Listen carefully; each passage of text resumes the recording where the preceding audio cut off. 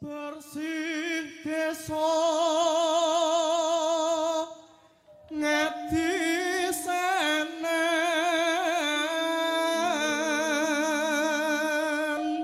Mas Retno Wibowo kuwi selain dadi wiyaga ya iso dandani kursi rusak iso didandani ya keluarga-keluarga sing arep pegatan ya iso di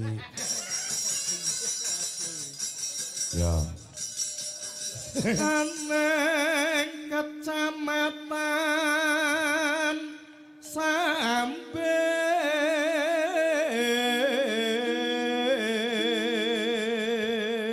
Ngadisanan kuwi kecamatane Sambit. Oh, ngono. Rutin Mas teng mriki? Rutin rong taun sepisan. Rong taun pisan. Ya, minangka tandha apa, Mas? Tandha syukur marang Gusti. Tandha syukur marang Gusti sing ngakarya jagat. Ya, Nah, terus warga prangkat nyawiji. Nah, iki sing penting. Warga lan perangkat desa nyawiji. Iki dudu sing duwe gawe iki ora mung Pak Lurah tok, dudu Pak Suparni tok, dudu perangkating desa, kabeh kesemuanya warga masyarakat menjadi tuan rumah utawa sing duwe gawe bengi iki. Oh, mula menjane Pak Pranata Adicara mau ngendika, nek adicara kaya ngene iki ya kudu dileki kanggo srana tirakat. Nek iso nganti rampung nganti paripurna lakune wong Jawa sing apik kuwi siji poso loro melek nek poso ora kuat melek ning melek sing positif ya ya melek rong dina rong bengi kok malah main lah kuwi ya ngono lah iki positif mergo nonton kabudayan nonton wayang kulit iki budaya sing kebak lawan tontonan tuntunan ingkang kebak marang tatanan oh ya iki kok lek nganti bar limbuhan kok do kondur bar limbuhan kok mulih rugi nek urunannya 50.000 ya ngono ya ya nek 50.000 entuk wayangan kaya ngene kok enek gareng jajak karo Hani Kusuma Wardani kok ya ya. Urunane pira, Mas? Urunane 50.000. Cetha urunane 50.000. Nek gelem urunan srana ikhlas lahir batin nggo nyodakoi desane, nyodakoi bumi ana ing Ngadisanan, bakale piye, Mas?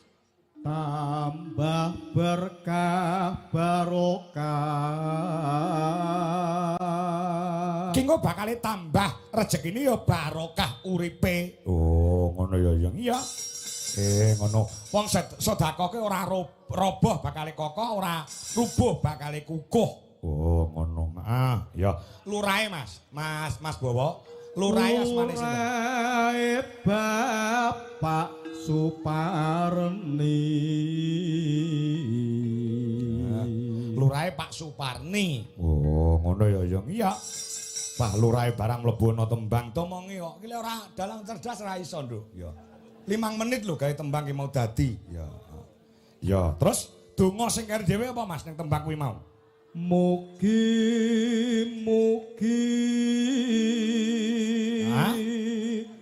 kalih saking Sambeka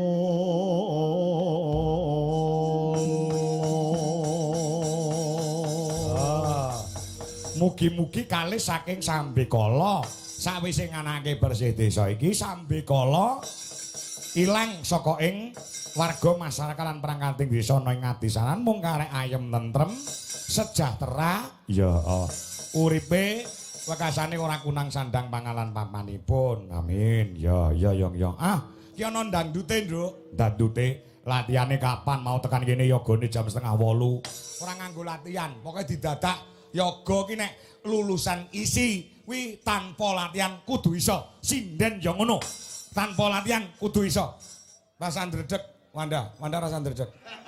Saploe bar seminar ndek iki kok ndredeg. Seminar. Omong-omongan ndek iki kok dadi ndredeg. Ya. Ya. Coba buka saka Saron. Ya. Nek. Ya.